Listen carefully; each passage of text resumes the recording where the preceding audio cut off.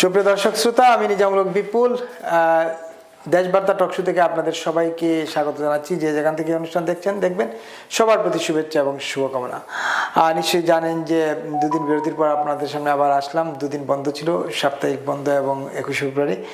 আজকে আমরা হাজির হলাম মূলত সমসাময়িক বিষয় নিয়ে কথা বলবো। বিশেষ করে সাম্প্রতিক সময়ে গণভোট নিয়ে আলোচনা হচ্ছে, জুলাই সনদ নিয়ে আলোচনা হচ্ছে। সরকারের মন্ত্রীরা, বিএনপি সরকারের মন্ত্রীরা ইতিমধ্যেই অনেকে বলেছেন যে জুলাই সনদ, বিএনপি সরকারের সিনিয়র নেতারা বলেছেন জুলাই সনদ বা গণভোট নিয়ে তাদের কোনো হেডেক নেই এবং গণভোট তারা আসলে বাধ্য হয়ে করেছিলেন। কিন্তু মন্ত্রীদের কেউ কেউ এ নিয়ে আবার কথা বলছেন, এটা বুঝে বলছেন না বুঝে বলছেন, এ নিয়ে নানা প্রশ্ন উঠেছে বিভিন্ন মহলে। এর বাইরে এই গণভোটের ব্যাপারে একটি রিট হয়েছে আদালতে এবং সেই রিটের নিষ্পত্তি না হওয়া পর্যন্ত এটি কী অবস্থায় যাবে এখনই বলা মুশকিল, কোন দিকে যাবে এখনই বলা মুশকিল। অন্যদিকে 21 ফেব্রুয়ারি প্রথম প্রহরে শহীদদের শ্রদ্ধা জানাতে হাজির হয়েছিলেন শহীদ মিনারে জামাত নেতা ডাক্তার শফিকুর রহমান, জামাতের আমির এবং বিরোধী দলের নেতা। তার সঙ্গে এনসিপির নেতারা ছিলেন, শিবিরও ছিল এবং ডাকসুর শিবির নেতারা ছিলেন। এই নিয়ে নানা তর্ক বিতর্ক হচ্ছে এবং সেখানে জামাতের উপস্থিতিকে অনেকেই বলছেন যে শহীদদের প্রতি অবমাননা। এইসব নানা বিষয় নিয়ে আমরা কথা বলবো, রাজনীতির এই দিনকাল নিয়ে। আজকে আমাদের অতিথি হচ্ছেন ডাক্তার সাজেদুল হক রুবেল, সদস্য বাংলাদেশ কমিউনিস্ট পার্টি কেন্দ্রীয় কমিটি। স্বাগতম আপনাকে দেশবার্তা টকশোতে ডাক্তার রুবেল। ধন্যবাদ বিপুল ভাই এবং একই সাথে দেশবার্তার দর্শক শ্রোতা। একেবারেই গণভোট নিয়ে তো এখনো বিতর্ক থামছে না। গণভোট তো বিতর্ক থামানোর জন্য করা হয়নি, গণভোট করা হয়েছে বিতর্ককে আরো বাড়ায় দেওয়া এবং আরো একটা অস্থিতিশীল পরিস্থিতি তৈরি করবার জন্য। আমরা বাংলাদেশের কমিউনিস্ট পার্টি এবং বামপন্থী দল গণতান্ত্রিক যুক্ত ফ্রন্ট আমরা বলেছিলাম যে এখানে গণভোটের কোনো প্রয়োজন নেই। যদি বাংলাদেশকে মেরামত করতে, বাংলাদেশের সংবিধানকে সংস্কার করার প্রয়োজন হয় একটা গণমুখী উদ্দেশ্যকে সামনে নিয়ে, তাহলে সেটা জনগণ ভোট দিয়ে যাদেরকে নির্বাচিত করবেন, যে জাতীয় সংসদকে নির্বাচিত করবে, সে জাতীয় সংসদে সেটা চুলচেরা আলোচনা হবে, বিশ্লেষণ হবে এবং সেই বিশ্লেষণের মধ্য দিয়ে, ঠিক আছে, মধ্য দিয়ে কিছু সংশোধনী নিয়ে আসা হবে। সেই সংশোধনী পাশের মধ্য দিয়ে সংবিধান সংশোধিত হতে পারে এবং সেখানে মৌলিক কোনো বিষয় থাকলে তখন তার হলো একটা রেফারেন্ডামে যেতে আমরা পারি, যেভাবে করে 1991 সালে দ্বাদশ সংসদে আমরা 1991 সালের নির্বাচন উত্তর সংসদে আমরা করেছিলাম। তো ঠিক এই বিষয়টি আমরা বলে এসেছি, কিন্তু তা করা হলো না। না করে এক ধরনের, এটাকে কি বলবো, এটি তো একটা ফ্যাসিস্টিক কায়দা যে আপনি আগে গায়ের জোরে একটা আইন করে দিয়েছেন যে ভাই তুমি যা বোঝো আর না বোঝো, তোমার যা মতামত থাকুক আর মতামত নাই থাকুক, ঠিক আছে, এই গণভোটে হ্যাঁ জয় যুক্ত হলে তুমি বাধ্য 180 দিনের মধ্যে হচ্ছে গিয়ে এটাকে পাশ করার জন্য। তুমি যদি পাশ না করো তাও এটা হলো গিয়ে কার্যকর হয়ে যাবে 180 দিনের মধ্যে। এরকম একটি আদেশ, হ্যাঁ, এক ব্যক্তির আদেশ বা একটা ইন্টারিম গভর্নমেন্টের আদেশ, এইটি কি হচ্ছে কি আপনি চাপাই দিতে পারবেন হচ্ছে নির্বাচিত জনপ্রতিনিধি বা গণপ্রতিনিধির উপরে? নিশ্চয়ই পারবেন না। এটি এক ধরনের হলো স্বৈরতান্ত্রিক, আমি বলবো এটা এক ধরনের ফ্যাসিস্টিক হচ্ছে গিয়ে অ্যাপ্রোচ। এবং এই ফ্যাসিস্টিক অ্যাপ্রোচ করা হয়েছে হলো মহাবিতর্ক তৈরি করার জন্য। এখানে একটা ভয়ঙ্কর ব্যাপার আছে, খুব বিপজ্জনক ব্যাপার আছে। দেখেন, আমাদের ইউনূস সাহেব এবং আমাদের আলিজের সাহেব এমন একটা চাল চেলে দিছেন, এটা কেউ মানে প্রতিবাদ করলাম না। আমরা বামপন্থীরা আমাদের কণ্ঠস্বর ক্ষীণ, আপনারা একটু সুযোগ দিলে সেখানে কথা বলবার সুযোগ পাই। আমরা চিৎকার করেছি, কিন্তু আমাদের চিৎকার তো আর সব জায়গায় পৌঁছায় না। সেই চিৎকারটার মধ্যে আমরা বলার চেষ্টা করেছিলাম সেই সময়, দেখাই এখানে একটা বিরাট বড় চাল আছে। চালটা কি? এই যে গণপরিষদ, এই গণপরিষদের 60 জনের হচ্ছে কোরাম হয়, 60 জনের কোরাম হয়। অর্থাৎ এখন দেখেন আপনার জামাত এবং এনসিপি মিলে কতজন সদস্য সংবিধান পরিষদে শপথ নিয়েছে? 77 জন শপথ নিয়েছে। এখন তারা যদি ইচ্ছা করে তারা গণপরিষদ বৈঠক ডাকতে পারে, মাইনাস বিএনপি কে ছাড়াই তারা গণপরিষদের বৈঠক ডেকে বসবে এবং বৈঠক বসে তারা এটা পাস করে ফেলে দেবে 180 দিনের মধ্যে দিয়ে। বিএনপি সংখ্যাগরিষ্ঠ পাক আর যাই হোক, তার মন্ত্রীরা পক্ষে বলুক বিপক্ষে বলুক, এভরিথিং গোস ইন দ্য মানে ইন ভেইন। এগুলা কথার কোনো মানে নাই, সব লেম কথাবার্তা, পুরো ভেইন কথাবার্তা, সব হচ্ছে গিয়ে আমি কি বলবো, মানে এগুলা কথাবার্তার কোনো মূল্য থাকবে না। ঠিক আছে, যদি আপনি আপোল করেন, এখনো যদি ওই আদেশ এই জুলাই সনদ আদেশকে যদি আপনি আপহোল্ড করতে যান এই সরকার, ঠিক আছে, তাহলে এই দেশে তো দুটি সরকার তৈরি হয়ে যাবে, দুটি সংসদ তৈরি হয়ে যাবে। একটা হলো গণপরিষদ তৈরি হবে, ওখান থেকে একরকম সংবিধান সংশোধন হবে, আর একটা হচ্ছে আপনারা যেখানে শপথ নিয়েছেন সংখ্যাগরিষ্ঠ আছেন সেখান থেকে আর একটা সংবিধান তৈরি হবে। কি এক ভয়ঙ্কর বিপদের মধ্যে বাংলাদেশকে ফেলে দিয়ে হচ্ছে কিছু আমেরিকার স্বার্থে চুক্তি টুক্তি স্বাক্ষর করে চলে গেছেন আমেরিকার দালাল। হ্যাঁ। তো এটার সমাধান কি তাহলে? এর সমাধান হচ্ছে এখন হলো শক্ত হাতে, খোলামেলা শক্ত হাতে জনগণের কাছে এই বিষয়টি পরিষ্কার করতে হবে। জনগণকে আবার মনে করে দিতে হবে তাদেরকে কি সুন্দর 4টি প্রশ্ন উত্থাপন করেছিল, সুন্দর সুন্দর 4টি প্রশ্ন, যার পক্ষে তো আমার মনে হয় 100 ভাগ জনগণের থাকার কথা ছিল আর কি। সেই 4টি প্রশ্নের আড়ালে এই যে ঘটনাটা ঘটলো, হ্যাঁ, এটি জনগণের কাছে দায়িত্বশীল জায়গা থেকে আমার মনে হয় প্রধানমন্ত্রীর উচিত হচ্ছে ব্রিফ করা, যে আমাদেরকে তো এটা দেখালো কিন্তু এর ভিতরে তো ওটা আছে, আমরা এখন কি করব। জনগণের সেই মতামতটা নিয়ে বিএনপির উচিত, ঠিক আছে, সাংবিধানিকভাবে একটা সাংবিধানিকভাবে এইখানে একটা প্রস্তাব দাঁড় করানো, একটা সংশোধনী দাঁড় করানো, এবং সেটা নিয়ে হচ্ছে গণভোটে যাওয়া, রেফারেন্ডামে যাওয়া, ঠিক আছে। এরকম লুকোচুরির, এরকম প্রতারণার এই যে গণভোট, সেই গণভোট কোনোভাবেই বাংলাদেশের মানুষের উচিত না। এবং যারা মনে করেন যে বাংলাদেশের মানুষের গণপ্রতিনিধিশীল সরকার তারা করতে চান, তাদের এটা করা উচিত না। তার সেই কথা আমি আবার স্মরণ করে দিতে চাই, তিনি বলেছিলেন যারা আমাদেরকে ভোট দিয়েছেন বা অন্যদেরকে ভোট দিয়েছেন বা কাউকে ভোট দেন নাই, এই সরকার তাদের সকলের সরকার। এই যে কথাটা বলেছেন তারেক রহমান, এটা কি জাস্ট হচ্ছে শুনতে খুব ভালো লাগবে, মানুষ খুব হাততালি বা ক্ল্যাপ দেবে সেই কারণে তিনি বলেছেন? বললে আমার কিছু বলবার না। আর তিনি যদি মিন করেন, এই কথাটিকে যদি তিনি মিন করেন, তাহলে কিন্তু হচ্ছে কথা রয়ে যায় আর কি। তাহলে হচ্ছে কথাকে মিন করলে তিনি সকল মানুষকেই মিলিয়ে, সকল মানুষের চেতনাকে অন্তর্ভুক্তমূলক জায়গায় নিয়ে গিয়েই তাকে এই হচ্ছে বাংলাদেশের মেরামতের এই সিদ্ধান্তের দিকে তাকে অগ্রসর হতে হবে। এই হলো বিষয়। না, তাহলে এই যে গণভোটটা অবৈধ গণভোট, অসাংবিধানিক গণভোট, এটাকে কগনিজেন্সে নেওয়া হচ্ছে কেন? এইটাই প্রশ্ন আমার, এটা আপনি নেবেন কেন? এখন সেই জায়গায় হচ্ছে হ্যাঁ মেজর হাফিজ বলেছেন কেন নিয়েছেন, ঠিক আছে, কারণ বিএনপি খুব দুশ্চিন্তায় ছিল বিগত 18 নির্বাচন নিয়ে, সেটা নির্বাচন নিয়ে। আপনারা দেখবেন এক সময় হচ্ছে আমরাও মানে আওয়াজ তুলেছিলাম, রাজপথে আওয়াজ তুলেছিলাম, সমস্যা আওয়াজ তুলেছিলাম, আপনাদের মতো অনুষ্ঠানগুলোতে এসে মিডিয়াতে আমরা আওয়াজ তুলেছিলাম যে 25শে ডিসেম্বরের মধ্যে নির্বাচন হতে হবে। এবং তারেক রহমান একেবারে মানে বক্তৃতাও দিয়েছেন তাদের সমাবেশে, জাতীয় সমাবেশে, যে কোনোভাবে হোক ডিসেম্বরেই 2025-এ নির্বাচন হতেই হবে, এইভাবেই তিনি বলেছিলেন, হতেই হবে। সেটা থেকে হচ্ছে তো তারা সরে আসলো 2 মাস তো কোনো ব্যাপারই না, 2 মাস কোনো ব্যাপারই না। অনেকেই বলছে 2 মাস স্পেশালি কি হয়েছে, ডিসেম্বর 2025 আর ফেব্রুয়ারি 2026 পার্থক্য কি? কোথাও কোনো পার্থক্য নেই। হ্যাঁ পার্থক্য আছে, পার্থক্যের জায়গায় হচ্ছে ওই যে গোপন বাণিজ্য চুক্তি, ওই যে চুক্তিগুলো, ওই যে ভূ রাজনৈতিক বিভিন্ন ষড়যন্ত্রের চালগুলো, সেই চালগুলো তো হচ্ছে গিয়ে কমপ্লিট করতে হবে। এই মিশন তো তাদের ছিল একটা গোপন মিশন। উপরে দিয়ে একটা মিশন হচ্ছে আমরা একটা গণতান্ত্রিক বাংলাদেশ চাই, যেটা আমার স্বপ্ন, আপনার স্বপ্ন, সবার স্বপ্ন, গণতান্ত্রিক বাংলাদেশ। এটা উপর দিয়ে হচ্ছে তারা এই সুরে আমাদের সুরে সুর মিলিয়েছে, বলেছেন বাংলাদেশকে বদলে দিবেন, বাংলাদেশকে পরিবর্তন করবেন, একটা গণতন্ত্রের বাংলাদেশ হবে, একটা বাঁচার মতো বাংলাদেশ হবে, হ্যাঁ, বাসযোগ্য একটা বাংলাদেশ হবে।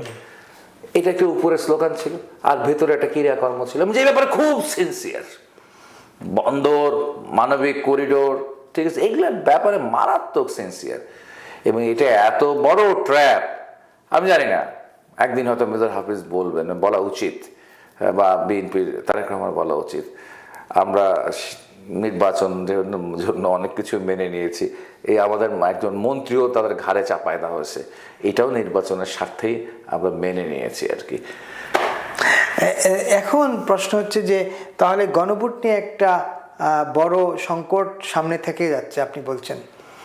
হ্যাঁ, যদি জামাত এনসিপি চায় বাংলাদেশকে ছারখার করে ফেলবে, ঠিক আছে, তারা যদি চায় এবং বাংলাদেশকে সত্যি সত্যি একটা যুদ্ধক্ষেত্রে রূপান্তরিত করতে হবে, ঠিক আছে, দেশি বিদেশি ষড়যন্ত্রকে বাস্তবায়ন করবার জন্য, তাহলে কিন্তু সেই মানে ট্র্যাপ আছে, খুব শক্তিশালী ট্র্যাপ আর কি, যে ট্র্যাপে অর্ধেক পা ইতিমধ্যে বিএনপি দিয়ে বসে আছে। আপনাদের বাম জোটের যেদিন তিনি হ্যাঁ বলেছেন, তিনি বেসিক্যালি সেদিনই ট্র্যাপে পড়ে গেছেন আর কি, ঠিক আছে। বলা হচ্ছে এবং তাদের অনেক জনসমর্থক আছেন এবং ভোটার ছিলেন যারা এটার বুঝেনি না এই গণভোটে কি আছেন। তারা খালি একটি জিনিস দেখেছেন, সারা বাংলাদেশে 18 কোটি অনেক কৃষক, দরিদ্র কৃষক, অশিক্ষিত, নিরক্ষর অনেক মানুষ যারা সাদা মনে বিএনপিকে ভালোবাসে, তারা খালি দেখেছে যে তারেক রহমান কি বলেছে, হ্যাঁ বলেছে, তাহলে হাতে ভোট দেবো, ব্যাস। এইভাবে করেই তো এই গণভোটটার হচ্ছে গিয়ে এই পরিসরটা গঠিত হইলো আর কি। তারপরও এখানে দেখা গেল বহুত লোকই ভোট দিতেই যায় নাই, ঠিক আছে। এবং ভোটের মধ্যে 1/3 আবার হচ্ছে বিপক্ষে ভোট দিয়েছে, 31%। It's not a matter of fact, হ্যাঁ, এটা একটা বিরাট একটা বড় ব্যাপার, ঠিক আছে, বড় ফ্যাক্ট একটা। এতগুলো লোক না দিলেও এতগুলো লোক ভোট দিতে আসলো, যারা দিল না তাদের মিলিয়ে তো 62% নার পক্ষে। হ্যাঁ হ্যাঁ, তো তা মিলিয়ে একটা বড় অংশ হয় কিন্তু। তো সেই ক্ষেত্রে এমন একটি অবস্থায় জাতিকে বলা যায় একটা সত্যিকারের বিভাজন, ঠিক আছে। আগে ধরেন কেউ হচ্ছে গিয়ে জঙ্গি তৎপরতা করলে তাকে জঙ্গি বলে ওটা নাকি জাতিকে বিভাজন করা হয়, ঠিক আছে। কেউ বাংলাদেশ স্বাধীনতা বিশ্বাস না করলে ওটাতে নাকি জাতিকে বিভাজন করা হয়। আর জাতিকে তো এখন সত্যি সত্যি পার্মানেন্টলি ডকুমেন্টারি জাতিকে বিভক্ত করবার পথের দিকে হচ্ছে তারা অগ্রসর হচ্ছে আর কি, পার্মানেন্টলি। মুক্তিযুদ্ধের বিরোধিতা করছে, ওর বিরুদ্ধে কথা বলা যাবে না, মানে জাতিকে তো আপনারা বিভক্ত করছে। এবার কি এই যে 74 বছর 1952 সাল থেকে 52 সালে সেই 21শে ফেব্রুয়ারি রাতের বেলায় ছেলেমেয়েরা, সেই সময়কার হচ্ছে গিয়ে ভাষা আন্দোলনে অংশগ্রহণকারী নেতাকর্মীরা, তারাই কিন্তু একটা মানে খুব দ্রুত হচ্ছে ইট দিয়ে একটা শহীদ মিনার বানিয়েছিলেন। তারপর থেকে তো চলছে, প্রভাব তৈরি চলছে। এমনকি যখন একেবারে আইয়ুব খান এসে সমস্ত রাজনীতি বন্ধ করে দিয়েছেন, হ্যাঁ একদম, এবং পাকিস্তানকে টিকিয়ে রাখার জন্য তারা একদম রবীন্দ্রসঙ্গীতের উপরেও তারা হচ্ছে ইয়া চাপাই দিয়েছে। মানে আইয়ুব খান বলছিলেন, কি বলছিলেন, যে কোনো মুসলমান নাই রবীন্দ্রসঙ্গীত লিখবে, ঠিক আছে। মানে তার মানে কনসেপশনের জায়গাটা কত বিলো ছিল আর কি এই পাকিস্তানি জেনারেলদের। মুসলমানরাই চিন্তা করতে পারবে, মুসলমানরা রবীন্দ্রসঙ্গীত লিখবে, তাহলে তো সমস্যার সমাধান হয়ে যায়। বাঙালিদের এত প্রিয়, বাঙালিদের এত প্রিয় রবীন্দ্রসঙ্গীত, তাহলে এক কাজ করো, ঝামেলা করা দরকার নেই, মুসলমানদেরকে হ্যাঁ সেটা লিখতে পারতেন আর কি। তো এরকম হচ্ছে গোমূর্খরাও তো এই দেশের বুকে চাপিয়েছিলেন দীর্ঘ 10টি বছর, এই দেশকে হচ্ছে এই ভূখণ্ডকে শাসন করেছেন। তো যাই হোক, সেই সময়ও হচ্ছে প্রভাত ফেরিটা ছিল একমাত্র রাজনৈতিক সুযোগ, যে কর্মসূচি ছিল, যে প্রভাত ফেরিতে মানুষ আসতো। এই 74 বছরে একদিনও এই জামাত যায় নাই। এই জামাতের বহুত নেতা, শিবিরের বহুত নেতা বক্তৃতা দিচ্ছেন এই প্রভাত ফেরির বিরুদ্ধে, এই শহীদ মিনারে ফুল দেওয়ার বিরুদ্ধে তারা বহুত দিন কথা বলেছেন, ঠিক আছে, বহুদিন কথা বেদাত, হ্যাঁ এবং বেদাত বলেছেন, ঠিক আছে। তবে বেদাত কালকে করেছেন, কালকে যে মোনাজাত করেছেন ওটা বেদাত, কমপ্লিটলি বেদাত। আমি তো ইদানিং জুম্মার নামাজ পড়তে গিয়ে দেখি একটা বিরাট তরুণরা, তারা হচ্ছে জুম্মার নামাজের পরে যে মোনাজাত হয়, মোনাজাত পড়ে না, তারা দাঁড়ায় সুন্নত পড়া শুরু করে দেয়, এবং অনেকে তখনই ওখান থেকে লিভ করেন। তো তারা দু একজনকে জিজ্ঞেস করছে যে আপনি যে মোনাজাত পড়লেন না, ডাইরেক্ট সুন্নত নামাজ পড়া শুরু করলেন, ওদেরকে মাইকে মোনাজাত হচ্ছে, ব্যাপারটা কি? বলছে না, এটা তো নাই, বাধ্যতামূলক, এটা এরকম নাই, এটা করাটা একটা বেদাত। তো ভাই এখন যে শফিক সাহেবরা যে আছে মোনাজাত করেন, এটা কি বেদাত না? ঠিক আছে। অর্থাৎ তারা দেশকে নিয়ে খেলে, মানুষকে নিয়ে খেলে, গণ অভ্যুত্থানকে নিয়ে খেলে, মানুষের জীবনকে নিয়ে খেলে, এবং ধর্মকে নিয়েও খেলে। ধর্মকে নিয়ে বড় খেলোয়াড় হতেছে বাংলাদেশ জামাতে ইসলাম, যা ধর্মকে নিয়ে বড় খেলে।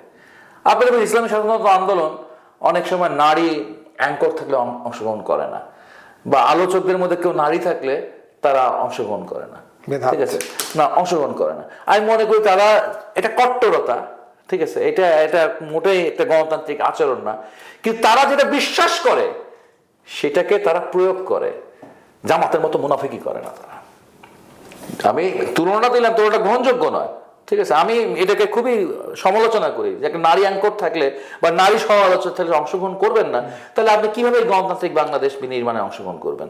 এটা একটা গুরুত্বপূর্ণ প্রশ্ন। কিন্তু প্রশ্ন হলো সে বিষয়টাকে ভুল বোঝে, কিন্তু ভুল বুঝলেও সে তার বোঝার উপরে সে শক্ত রয়েছে, সে পরিষ্কার রয়েছে। আর এরা হচ্ছে যখন যেখানে যে কথা বলতে হবে, যেটা ফিট হবে সেটাই লাগাবে এবং মানুষকে বিভ্রান্ত করবে।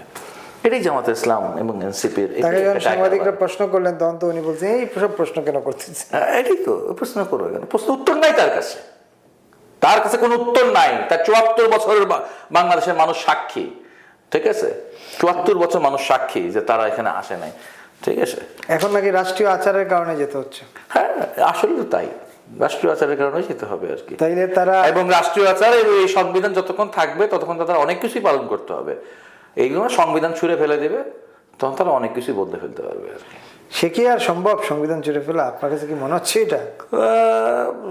সেটা নির্ভর করে কতটা মেরুদণ্ড শক্ত করে, এই মুহূর্তে কতটা মেরুদণ্ড শক্ত করে বিজয়ী, এই নিরঙ্কুশ বিজয়ী 2/3 মানুষের ভোটে বিজয়ী বা আসনে বিজয়ী, এরা কতটা শক্ত সাথে ডিল করবে তার উপর নির্ভর করবে হচ্ছে এরা ছুটতে পারবে পারবে না, এবার এরা আদতেও বাংলাদেশের রাজনীতিতে কতটা সাস্টেইন করবে সেটা নির্ভর করবে। একটা ইন্টারেস্টিং বিষয় তো আছে যে সংসদে মানে সংবিধানে নেই গণপরিষদ, আপনি নির্বাচন করে, আপনি কি পোস্টায় নির্বাচনের পোস্টায় লিখছেন গণপরিষদ? এইটা তো টোটালটাই, এটা টোটালটাই ফার্স, হ্যাঁ টোটালটাই ফার্স। এই যে আপনাকে যারা ভোট দিয়েছেন, এই যে 300 আসনে প্রত্যেকটা মানুষ 18 কোটি 6 কোটি ভোটার না কত কোটি ভোটার, 12 কোটি ভোটার, এই 12 কোটি ভোটারই জানে যে আমার অমুককে আমার আসনে এমপি করতে চাই, অমুককে আমি গণপরিষদ সদস্য করতে চাই, এমপি ও গণপরিষদে আমাকে ভোট দিন। এমন ভাবে কেউ ভোট চায় নাই, এমন ভাবে কেউ ভোট দেয় নাই প্রচার। কিন্তু ওই যে জ্ঞানী লোক যেটা করে আর কি, বোকা মানুষ চুরি করে কি পকেটমারি করে, সবাই দেখে ধরে গণপিটুনি দেয়। আর ওই যে খুব জ্ঞানী বুদ্ধিজীবীরা কলমের খোঁচায় বিরাট বিরাট করাপশন করে, কোটি টাকা $1 বিলিয়ন করাপশন করে, কলমের খোঁচায় করে, তারটা কেউ দেখেও নাই, তাকে সবাই সার বলে। এই সাররা মোটামুটি সারখার করে দেখে চেষ্টা করতেছে বাংলাদেশে। ওই যে আমাদের মাল্টি ন্যাশনাল কোম্পানিগুলো, ফোন কোম্পানিগুলো যে বিভিন্ন দিয়ে বলে শর্ত, সব নিচে লিখে শর্ত প্রযোজ্য, এটা কিন্তু আপনি দেখবেন না, এটা আমি দেখবো না, এবং শর্তগুলো খুব ছোট করে লেখা থাকবে, 120টা 30টা শর্ত থাকবে আর কি। এটা তো আপনি দেখবেন, এটা আপনি দেখবেন না, আপনি সিগনেচার করে দিলেন, এগ্রি দিয়ে দিলেন, পরে যদি কোনো কারণে আপনি তার বিরুদ্ধে আইনগত পরিস্থিতি সে বল ভাই আপনি তো পইরে টইরে এগ্রি করে স্বাক্ষর দিয়েছেন, এই যে আপনার স্বাক্ষর, এখন বলবে বিএনপিকে এই যে আপনার স্বাক্ষর। হ্যাঁ, কিন্তু আমরা কমিউনিস্টরা, আমরা বামপন্থীরা, আমরা পড়ে বুঝেছিলাম এবং আমরা এই জুলাই সনদে স্বাক্ষর করি নাই। এবং আমরা ভোটের সময় বারবার বিভিন্ন জায়গায় যায় সাহসের সাথে বলছি, হ্যাঁ 2-4 জায়গায় আমি হচ্ছে 2-4 জনের হচ্ছে তীব্র মন্তব্যের শিকার হয়েছি, 2-1 জন একটু মাফ করার চেষ্টা করছে, কিন্তু পাবলিকের জন্য পারে নাই। কিন্তু বলছি এই গণভোট প্রতারণার গণভোট, এই গণভোটে আমি ভোট দিলে না ভোট দিব, না ভোট দেবো, না ভোট দেবো, না ভোটই দিছি আমি একেবারেই। কিন্তু একটা প্রশ্ন হচ্ছে যে এই যে সংসদ সদস্যরা শপথ নিলেন, এরপরে তারা গণপরিষদের সদস্য হিসেবে শপথ দিলেন, তো তাদের তো আগেরটা খারিজ হয়ে যাচ্ছে আইনজ্ঞরা বলতেছেন। আমি অতটা আইনজ্ঞ না, আমি জানি না খারিজ হচ্ছে না, তবে আমি খালি এটা বুঝি ওই যে দ্বিতীয় শপথের যে আয়োজন যারা করছেন তারা অসাংবিধানিক কাজ করেছেন, তারা আইনত দণ্ডনীয় অপরাধ করেছেন, আত্মহত্যা করেছেন, অপরাধ করেছেন, আত্মহত্যা করব না, যারা আয়োজন করছে। হ্যাঁ, যে এই যে একটা কাগজ দেওয়া হইলো, এটা হচ্ছে আপনার জাতীয় সংসদের, এই একটা কাগজ দেওয়া হইলো, এটা হলো সংবিধান পরিষদ, গণপরিষদ ইত্যাদি ইত্যাদি নামে। এই যে দ্বিতীয় কাগজ যারা ছাপায় বললো যে আসেন শপথ গ্রহণ করি, যারা ছাপাইছেন সরকারি কর্মকর্তা, তারাও এই প্রক্রিয়ার সাথে যুক্ত। এটা তো হচ্ছে কি তাদেরও হচ্ছে একদিন না একদিন তাদেরকেও তো হচ্ছে গিয়ে আইনের মুখোমুখি হতে হবে এই বিষয়ে। এবং গণভোট নিয়ে দেখেন মন্ত্রীরা এত চমৎকার করে কথা বলতেছেন, এর মধ্যে আবার শহীদুদ্দিন চৌধুরী এনি বলছেন যে না গণভোট সংসদে গেলেই কার্যকর হয়ে যাবে। এনি ভাই আমার সিনিয়র, আমরা ছাত্রনেতা ছিলাম, উনি আরো সিনিয়র ছাত্রনেতা ছিলেন, একই মধুর ক্যান্টিনে আমরা বসতাম ভিন্ন ভিন্ন টেবিলে। বয়স হয়েছে এনি ভাই, আমারও বয়স হয়েছে, বয়সে অনেক কোনো ব্যাপার ঘটে আর কি। এখন কোন প্রেক্ষিতে তিনি বলছেন, তার পার্টির লাইন অনুযায়ী বললেন না বেলাইনে অনুযায়ী বললেন, নাকি মুক্তি আসলো বলে ফেললেন, বাতকে বাত, কথার কথা, কথার কথা রাজনীতিবিদরা বলেই আর কি। তবে এই জায়গাটাই, এই যে কথার কথা বলার জায়গাটাই আমার মনে হয় এই নতুন নির্বাচিত সরকারের মন্ত্রীদেরকে খুব সতর্ক থাকা দরকার। যত কম কথা বলবেন তত বেশি ভালো কাজ তারা করতে পারবেন এবং তারা মেয়াদকে পূর্ণ করতে পারবেন। এই কথায় দিয়েই কিন্তু এই বাংলাদেশে বহুত ঘটনা ঘটে গেছে আর কি। ঠিক আছে, তো সেখান থেকে ইতিহাস থেকে শিক্ষা নেওয়া দরকার। সার্বিকভাবে কি দেখছেন বাংলাদেশ কোন দিকে যাচ্ছে? বাংলাদেশ তো হচ্ছে একটা নির্বাচিত সরকার পাইছে, বাংলাদেশের ঘাড়ের থেকে একটা অনির্বাচিত একটা জগদ্দল পাথর আমেরিকা ভক্ত, এবং একটা হচ্ছে যুদ্ধ উন্মাদনার জনগণের মাঝখানে, তরুণদের মাঝখানে ছড়ায় এমন একটা সরকার তো বিদায় নিচ্ছে। হ্যাঁ, এইটা তো বাংলাদেশের জন্য একটা পজিটিভ জিনিস। এবং যেরকম ভাবে হোক, অন্তর্ভুক্তিমূলক না হলেও তো একটা হচ্ছে গিয়ে মোটামুটি গ্রহণযোগ্য, মন্দের ভালো একটা নির্বাচন হয়েছে। এই প্রক্রিয়ায় বাংলাদেশে কন্টিনিউ করুক। বাংলাদেশের তত্ত্বাবধায়ক সরকারের বিষয়টি সংবিধানে সংশোধনী হোক। প্রতি 5 বছর পর পর যেন জনগণ খোলাভাবে হচ্ছে যেমন ইচ্ছা তেমন হয়ে ভোট দেওয়ার চেষ্টা করুক। এবং এর মধ্য দিয়েই কিন্তু জনগণই কিন্তু হচ্ছে দেশকে আসলে সংস্কার করবে, জনগণই কিন্তু হচ্ছে নেতাদেরকে হচ্ছে শাসন করবে, যদি হচ্ছে গণতান্ত্রিক প্রক্রিয়াটা বাংলাদেশে হোক। আইনের শাসনের কথা বলছেন, মবের শাসন হচ্ছে গিয়ে আমি সত্যি সত্যি দেখতে চাই যার যেন মব না হয়। এখন পর্যন্ত আমার চোখে পড়ে নাই, আপনাদের চোখে পড়তে পারে, আপনার সাংবাদিক মানুষ, বড় সড়ো তেমন কোনো ঘটনা ঘটে না। এটা যদি সাস্টেইন করে, তারা যদি আইনের শাসনে দেশকে ফিরে নিয়ে আসে, এবং স্বরাষ্ট্রমন্ত্রী তাকে আমি দেখেছি, তার সাথে দীর্ঘ কয়েক মাস কাজ করেছি জাতীয় ঐকমত্য কমিশনে। অত্যন্ত মেধাবী মানুষ, অত্যন্ত হচ্ছে স্বল্পভাষী, কিন্তু যা বলেন খুব গুরুত্বপূর্ণ কথা বলেন। এবং একটা পড়াশোনা করা মানুষ, পড়াশোনা জানা এবং করা মানুষ। আমার মনে হচ্ছে যে আমাদের তো একটা দুর্ভাগ্য থাকে, আমরা সবসময় বেশ মানে কৌতুক অভিনেতা স্বরাষ্ট্রমন্ত্রীদেরকে পাই আর কি। হ্যাঁ, যারা বলে বিরোধী দল ধাক্কাটাকি করে রানা প্লাজা ভেঙে ফেলেছে, যারা লুকিং ফর শত্রুস খোঁজে। এবং আমাদের জাহাঙ্গীর সাহেব তো হচ্ছে জেনারেল সাহেব, তো মানে কি বলবো আর কি, নানান কথাবার্তা বলে গেলেন আর কি। এখন হয়তো সেরকম কৌতুক আমরা পাবো না, এখন আমরা পাবো হয়তো ভরসা। এইটা একটা সম্ভাবনা তৈরি হয়েছে। এই সম্ভাবনাটা আমি ইতিবাচকভাবে দেখতে চাই, সম্ভাবনাটা রক্ষা করুক। সম্ভাবনা আছে এবং ষড়যন্ত্র, একটা বিশাল ষড়যন্ত্র, এটা আমার আলোচনা আগের অংশে বলছি, ষড়যন্ত্রের ফাঁদও আছে। সেই ষড়যন্ত্রের ফাঁদটাকে এড়ায় সম্ভাবনাকে কতটুকু অগ্রসর করবেন, সেটাই আগামী দিনে বাংলাদেশ দেখবে। একেবারে একটা শেষ প্রশ্ন করি, ক্রিকেটার সাকিব আল হাসান, বিশ্ব অলরাউন্ডার সাকিব আল হাসানকে ফেরত আনার ব্যাপারে একটা আলোচনা চলছে, আপনি এটাকে কিভাবে দেখছেন? তার কি আসার সম্ভাবনা আপনি দেখেন এই পরিস্থিতি? তার মামলাগুলোর কি অবস্থা? তার মামলাগুলো যদি কন্টিনিউ থাকে, তো আপনাকে যতই তাকে টিমে নেন, সে কি আসবে নাকি? ঠিক, ছোটখাটো মামলা না, একেবারে তো হত্যা মামলা। ঠিক আছে, তো কি আমাদের নতুন ক্রীড়া প্রতিমন্ত্রী কি স্ট্যান্ডবাজি করলেন নাকি? না, এটা বলেছেন, তাহলে এটা বলতে গেলে শুধুমাত্র দলে ফিরিয়ে আনার ব্যাপার না, তা আরো অনেকগুলো ব্যাপার আছে। এই মামলাগুলো হলো কেন, আবার এগুলা যদি প্রত্যাহারটাও যদি হয় নির্বাহী আদেশে, তাইলে একটা কেমন কেমন লাগে আর কি। তো আমরা তো বিচার বিভাগের স্বাধীনতা দেখতে চাই, আইনের শাসন দেখতে চাই, সেভাবে করেই দেখা দরকার, সেভাবে দেখা দরকার আর কি। কিন্তু এটা কি আমিনুল ইসলাম তো একটা উদ্যোগ নিয়েছেন, তিনি প্রথমে বলছেন মাশরাফি এবং সাকিবের ব্যাপারে খেলোয়াড় হিসেবে তাদেরকে হ্যাঁ উদ্যোগ নিয়েছেন, এখন এক সুরে কথা বলছেন। কয়দিন আগে তো হচ্ছে বিশ্বকাপ কেন্দ্র করে আরেক সুরে কথা বলেছেন আর কি। এখন সরকার বদল হয়ে গেছে, এখন আমিনুল ইসলাম অনেক রকম সুরে কথা বলবেন। আর তাদের দায়িত্ব তো নেয় নাই, আগের ক্রীড়ামন্ত্রী বা ক্রীড়া উপদেষ্টা তো তাদেরকে একেবারে ঝুলাই দিয়ে চলে গেছে। হ্যাঁ, তারাই বললো এটা রাজনৈতিক সিদ্ধান্ত যে হচ্ছে বিশ্বকাপে যাবে না। এখন বলে যে নির্বাচন 2 দিন আগে বলে 10 তারিখ। না না না না, এটা ক্রিকেটার আর বিসিবির, অর্থাৎ এখন হচ্ছে তাদেরকে রীতিমতো বিপদে ঝুলাই দিয়ে চলে গেছে। এই যে একটা জাতীয় মৃত্যু, আপনার আসিফ নজরুল, এই যে একটা জাতীয় মৃত্যু, পদে পদে মিথ্যে কথা বলে ক্রিকেটটাকেই তো ধ্বংস করলো নাকি? ধ্বংস আরো কিছু হয়েছে হয়তো, তবে ক্রিকেটেরটা একটু খুব দৃশ্যমান। তবে মনে রাখবেন, ক্রিকেটের এই বিষয়টা নতুন প্রজন্ম যারা আছে তারা খুব বিরক্তির সাথে এই বিষয়টিকে খেয়াল করেছে আর কি। এটা মানে এটা যারা করেছেন তারা খুবই বুমেরাং একটা প্রতিরোধের মধ্যে পড়বে না। এই যে দিনের পর দিন আসিফ নজরুল মিথ্যাচার করলো, তার কি বিচার হবে না? হওয়া উচিত না? হ্যাঁ, বিচার হবে। বিচারহীনতার সংস্কৃতি তো বাংলাদেশের হচ্ছে একটা ভবিতব্য আর কি। জানি না এই বিচারহীনতার সংস্কৃতি থেকে বাংলাদেশ কখন বেরোবে। কত বিচার, কত আচার বাংলাদেশে হচ্ছে গিয়ে পেন্ডিং হয়েছে। আশা করি ভবিষ্যতের বাংলাদেশ একটা আইন না, আপনার কি মনে হয় আসিফ নজরুলের বিচার হওয়া উচিত এই মিথ্যাচারের জন্য? এটা নিশ্চয়ই ব্যাপার উচিত, মনোভাব ন্যূনতম তাকে নিন্দা করা উচিত, তাকে নিন্দা করা উচিত। নিন্দা একটা বড় ধরনের শাস্তি আর কি।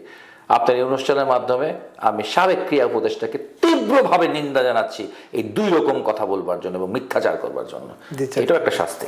অসংখ্য ধন্যবাদ ডক্টর সাজিদুল হক রুবেল, এবং যারা এতক্ষণ দেখছিলেন দেখবেন, সবার প্রতি অনুরোধ দেশবার্তা টকশো ফেসবুক পেজটি ফলো দিয়ে এবং ইউটিউব চ্যানেল সাবস্ক্রাইব করে আমাদের সঙ্গে থাকবেন। আমরা আসছি সন্ধ্যা 7টায় প্রতিদিন আপনাদের সামনে। সেই পর্যন্ত সবাই ভালো থাকবেন। শুভ সন্ধ্যা।